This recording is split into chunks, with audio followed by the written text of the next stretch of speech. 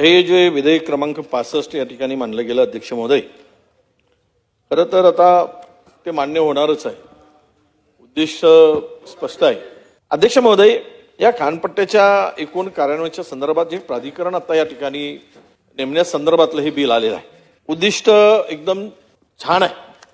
ते उद्दिष्टाची पूर्तता आणि अंमलबजावणी कशी होते यावर आता त्या उद्दिष्टावर पुढचं भविष्य अवलंबून आहे। हे खरं आहे की गडचिरोली जिल्हा हा संपूर्ण खनिजांनी पूर्णतः संपन्न असा जिल्हा आहे। वन आणि खनिज सर्वात श्रीमंत असलेल्या जिल्ह्यात सर्वात अधिकची गरिबी त्या जिल्ह्याने भोगली आहे आणि आत्ताही आहे। या जिल्ह्यामध्ये मोठमोठ्या उद्योगांनी इन्व्हेस्टमेंट करायसाठी अनेक करार केलेले आहेत। मी मध्यंतरीच्या काळामध्ये ऐकलं होतं की JSWनी 1,00,000 कोटी रुपयाची गुंतवणूक करणार आणि तो करार झाल्याची माहिती आहे। त्यासाठी नव्यानं त्या ठिकाणी MIDC तयार करण्यासाठी लँड एक्विजिशनचा प्रस्ताव किंवा कारवाई मला वाटते सुरू झाली। 7-8 हजार एकर जागा ती घेतील। आजच्या दराप्रमाणे ते शेतकऱ्यांना जे दर मिळणार आहेत ते अत्यंत अल्प आहे। प्राधिकरण हे नेमल्या गेल्यानंतर त्याला जलद गतीनं विकास असं यामध्ये म्हटलं आहे, परंतु मुळात हे उद्योग उभे होत असताना शेतकऱ्यांच्या संरक्षणासाठी शेतकऱ्यांना त्यांच्या जमिनीचा योग्य मोबदला आणि ते भूमिहीन होत असतील किंवा त्यांची जमीन अधिग्रहित होत असेल तर त्यांना नोकरीची हमी ही सुद्धा मिळणार आहे की नाही ते येणारा काळ सांगेल। पण JSWच्या संदर्भात मी आपल्याला सांगतो मंत्री महोदय, ज्या ज्या ठिकाणी यांनी उद्योगासाठी जागा घेतलेल्या आहेत त्या ठिकाणी 10-10 वर्ष ते उद्योग उभे करत नाही आणि आज जर 10 लाख रुपये एकरनी जागा घेतली तर 10-12 वर्षांनी उद्योग उभे केले तर त्यावेळेस त्याच्या पोराला नोकरी लागेल। मात्र आज त्याची जमीन त्याच्या हातातून जाईल आणि तो भूमिहीन होईल किंवा तो अल्पभूधारक होईल। 7,500 एकर जमिनीचं अधिग्रहण सुरू केलं अध्यक्ष महोदय। 7,500 एकर जर ही एवढ्या मोठ्या प्रमाणात जमीन होत असेल, कारण आमचा भूभाग हा 70% वनव्याप्तच आहे आणि 30% जमीन आहे, त्यातील शेतकऱ्यांची जमीन काढून घेतली एवढ्या मोठ्या प्रमाणात, तर तिकडे शेतकरी राहील का हा खरा प्रश्न आहे। म्हणून हे प्राधिकरण नेमत असताना यामध्ये माझ्या सूचना अशा आहेत की तुम्ही हे नेमलं, 2 गोष्टी महत्वाच्या दिसतात की मला ही जी समिती नेमली यामध्ये या बिलामध्ये तुम्ही खनिजे म्हटलं, आता मेजर आणि मायनर, मेजर हे तुमच्याकडे येतं, मायनर खनिजांचा महसूल विभागाच्याकडे जातं आणि यामध्ये या खनिजांच्या संदर्भात पूर्ण नियंत्रण या प्राधिकरणाचं येणार आहे, मेजरचं आणि मायनरचं सुद्धा। जर तुम्ही केवळ यामध्ये अध्यक्ष महोदय या गौण खनिजामध्ये अर्थ याचा व्याख्या या सदरामध्ये खनिजे असा शब्द लिहिलाय, या शब्दाची व्याख्या तेल खेरीज सर्व खनिज असा होतो। म्हणजे उद्या रेती येईल, मुरुम सुद्धा येईल का यामध्ये, याचा खुलासा यामध्ये नाही, या व्याख्यामध्ये खनिजे लिहिलाय। मेजर मिनरल्स जे आहेत तेवढ्यावर हे प्राधिकरण असणार आहे का याचा खुलासा आपण करावा, हे बिल मंजूर होण्याच्या पूर्वी असं माझं मत। यामध्ये जी समिती नेमली गेली त्यामध्ये अध्यक्ष मुख्यमंत्री आहे। प्राधिकरण नेमून जिल्ह्याच्या विकासाला गती देण्याचं काम असेल आणि हे मेजर मिनरल तसे पाहिले तर केंद्राच्या अधिपत्याखाली येतात। मग यामध्ये ही समिती नेमताना सचिव जे नेमले गेलेत त्यामध्ये पुनर्वसन विभागाचा सचिव नाही, म्हणजे एकही गाव या मायनिंग पट्ट्यातील पुनर्वसनाचा प्रश्न येणार नाही का, त्याचा समावेश करण्याची आवश्यकता होती। ते आपण करणार आहात का हा एक सुद्धा प्रश्न, याचा खुलासा आपल्याकडनं व्हावा।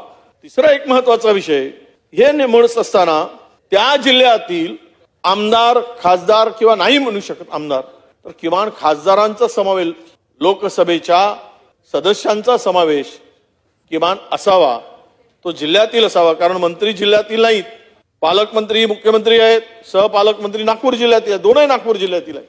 हो, पण प्राधिकरण गडचिरोलीसाठी आहे ना, तो विदर्भासाठी नेमला असतं तर आम्ही बोललोच नसतो।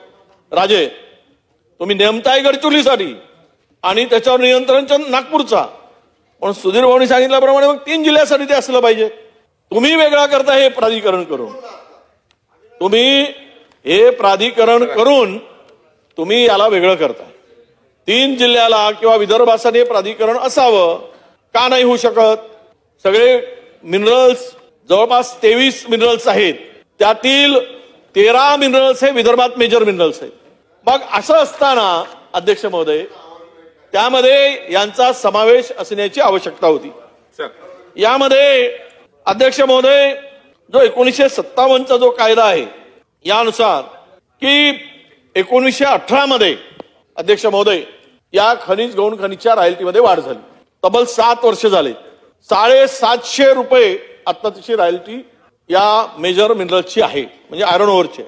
यामध्ये ही वाढ करण्याची आवश्यकता नाही का?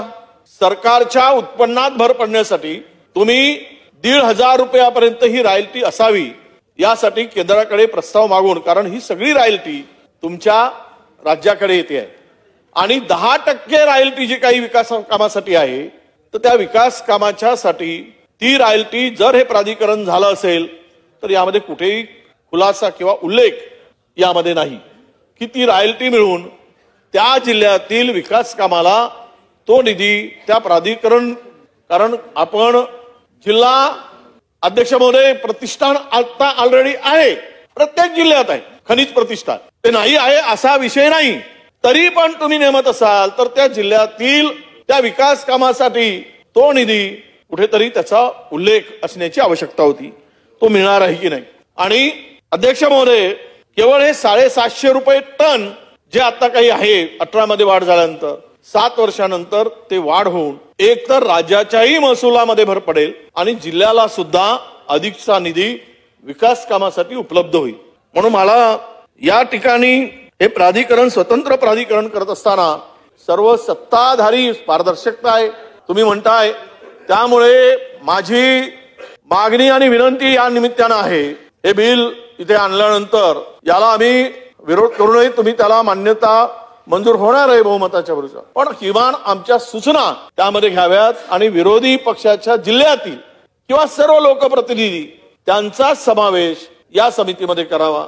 तुम्ही फार 3 आमदारांचा करू शकत नाही तर लोकसभेच्या सदस्यांचा समावेश तरी किमान करावा. तो स्थानिक असावा, तो कुठल्या पक्षाचा आहे हा विचार न करता स्थानिकांचा सहभाग, कारण जी मंडळी येणार आहे जिल्हा गडचिरोली आणि या बिलामध्ये जे काही समिती नेमली जाणार आहे ती सर्व बाहेरची, म्हणजे जिल्ह्यातला एकही माणूस पात्र नाही का या विकासासाठी? हे प्राधिकरण नेमल्यानंतर त्याच्या सूचना त्याला काही देण्यासाठी त्याचा काही तो सहभाग देऊ शकत नाही का? त्याला काही कळत नाही का? म्हणजे हे सगळं पाहिल्यानंतर अधिकचा शब्द मी वापरणार नाही, पण तुम्ही सर्व मुख्यमंत्री, मंत्री, नामनिर्देशित करावयाचा मंत्री वगैरे हे सगळे जे काही मंत्री आहेत, सदस्य, उपाध्यक्ष आणि सहाध्यक्ष, माझी विनंती आहे की त्यातील यामध्ये सुधारणा जर केली तर त्याचा नक्की एक पारदर्शकता बनेल किंवा त्या जिल्ह्यातील त्या मातीत असलेल्या माणसाला, स्थानिक माणसाला या प्राधिकरणाच्या माध्यमातून उपयुक्त अशा सूचना त्या ठिकाणी देता येतील. दोनही जिल्ह्यातून घ्या वाटल्यास कोणीतरी आमदार, 2 आमदार घ्या, पण नागपूर घ्या, चंद्रपूरचा घ्या, त्या विदर्भासाठी करा, बसून बोल नका. परंतु यामध्ये या सुधारणांचा सहभाग सरकार करेल अशी मला आशा आहे अध्यक्ष महोदय. आणि मी सांगितल्याप्रमाणे हे रॉयल्टीच्या संदर्भात 2 गोष्टी आता मला लक्षात आणून द्यायच्या. सुधीर भाऊ, तुम्ही केंद्र सरकारकडून JR काढून घेतला, अध्यक्ष पालकमंत्र्याच्या ऐवजी कलेक्टरला नेमला, तिथला लोकप्रतिनिधी किंवा पालकमंत्री होते. JR केंद्र सरकार काढते, ठीक आहे, मेजर मिनरलला मंजुरी केंद्र सरकार देतं, पण रॉयल्टीच्या रूपानं आलेला सगळा निधी शासनाच्या महाराष्ट्राच्या तिजोरीत येतो, तो काही केंद्राकडे जात नाही. त्यामुळं तेथील कामासाठी ठरवण्याचा अधिकार सुद्धा तेथील लोकप्रतिनिधीला असला पाहिजे. त्यावेळेस तुम्ही होतात, मी विरोध करायचा, मी होतो, तुम्ही विरोध करायचं, ह्या भानगडीपेक्षा पदसिद्ध त्या जिल्ह्यातील पालकमंत्री त्या समितीचा अध्यक्ष असला पाहिजे. अध्यक्ष महोदय, कलेक्टर अध्यक्ष, जिल्हाधिकारी आणि त्याच्या बाजूला पालकमंत्री सदस्य म्हणून बसेल. मला कळत नाही, यामध्ये काहीतरी पत्र पाठवा केंद्राकडे, केंद्राची गरज आहे का काय आहे ते बघा. पण पालकमंत्री तुम्ही उद्या आमच्या जिल्ह्याचे झालात तर कलेक्टरच्या अध्यक्षतेखाली ही समिती काम करेल का आणि लोकप्रतिनिधी म्हणून त्यांचा अवमान नाही का, हा सुद्धा विषय या ठिकाणी मी आपल्या निदर्शनास आणून देतो अध्यक्ष महोदय. म्हणून प्रकल्पग्रस्तांच्या संदर्भात उद्या विषय येणार, म्हणून या समितीमध्ये 3च आम्ही सूचना करतोय. एक, पुनर्वसन सचिवाचा सहभाग आपण केला पाहिजे, त्यामध्ये नाही. दुसरा, होत असेल स्थानिक लोकप्रतिनिधींचा सहभाग त्यामध्ये असावा. आणि तिसरा, मेजर आणि मिनरल या संदर्भातला खुलासा आपल्या या बिलाच्या माध्यमातून मंजुरीच्या पूर्वी आपण करावा, अशी मी मागणी आपल्याकडे करतोय.